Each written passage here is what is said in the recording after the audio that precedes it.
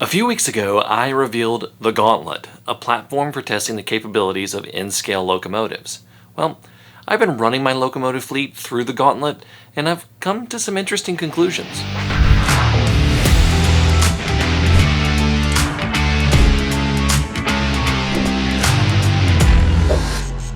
Let's get right to it. Now for these tests, I'm omitting the endurance test. Some of the locomotives have already been through an endurance test, and some of them I've just had for a while, and I know they run fine. This leaves the turnout test, the S-turn test, and the hill start test. But we'll see if we get through all of those. We begin with the S-turn test. The S-turn test has 3 S-turns of 19, 11, and 9 3/4 inch radii. Then there is a wiggle track that has a back and forth of 9 3/4 inch radius tracks. The locomotive will tow this boxcar with a short shank truck mounted coupler, which if any coupler is going to cause issues on tight radii, it's going to be this type of mounted coupler on a truck. Pretty much every locomotive got through the 19-inch S-turn, though the Kato SD70M did have a car derailment, but that was a bit of an oddity. And when I tested it again, it went fine. We then moved on to the 11-inch S-turn, which is the minimum radius for a lot of locomotives in N-scale.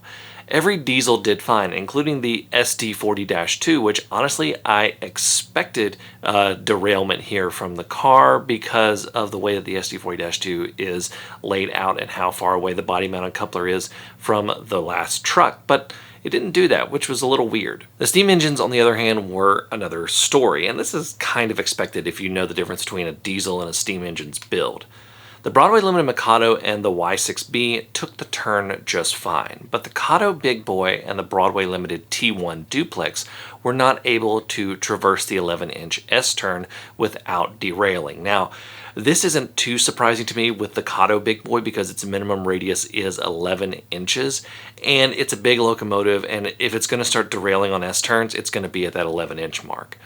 And the T1 is not an articulated locomotive, so it was going to have some trouble with that, and I expected it though. Surprisingly though, the Broadway Limited Big Boy had no issue traversing the 11-inch S-turn.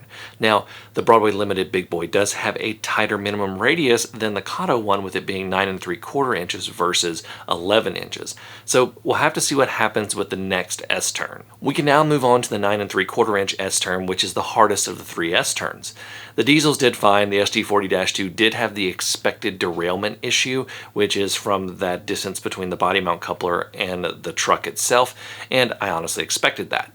Now, the 3 remaining steam engines, which were the Broadway Limited Mikado, the Broadway Limited Y6B, and the Broadway Limited Big Boy, actually were able to take the turns fine, which is at their minimum radius, but still, I did expect the S-turn complication to make it more of an issue, and it made me think that they wouldn't have passed this test, especially the Big Boy, because the Big Boy is big and long, and it's not really something that's going to be conducive to S-turns. Definitely the articulation helped, but still, they all 3 have made it to the wiggle track test. For the wiggle track test, the only locomotive that didn't make it from the previous round was the SD70-2 because of the derailment, but that's not too much of an issue. And I actually did run it, and it ran fine by itself, but not with a car on it. The diesels, though, overall did fine as expected. And amazingly, the 3 remaining steam engines, which were all Broadway Limited steam engines, did too.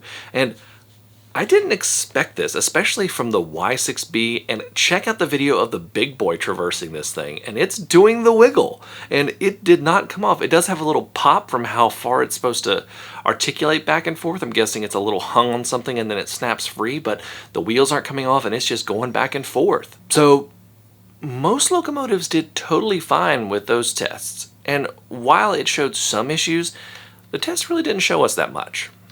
Let's try the turnout test. For the turnout test, running all the locomotives straight through the turnouts was not really anything. They all did it just fine. So I went straight for the misaligned turnout test, and this caused problems for literally every steam engine.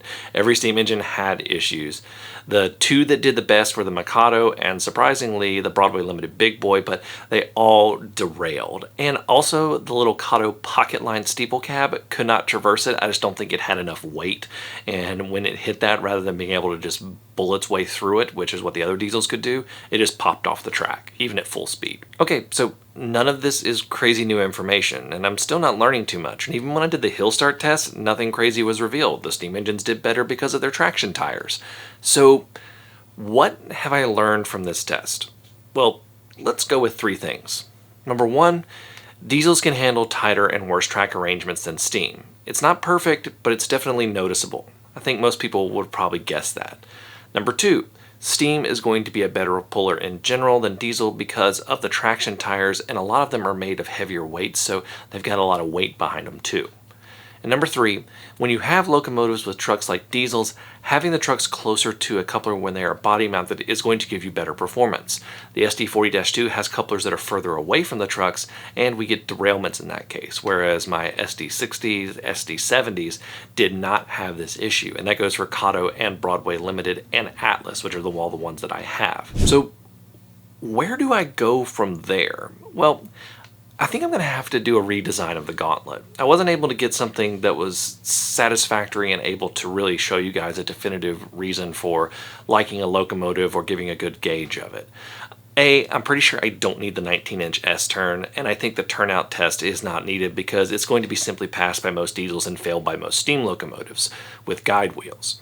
So I'm going to go back and reevaluate some of the other tests, like adding a max pull test and a minimum radius test, and maybe a few others.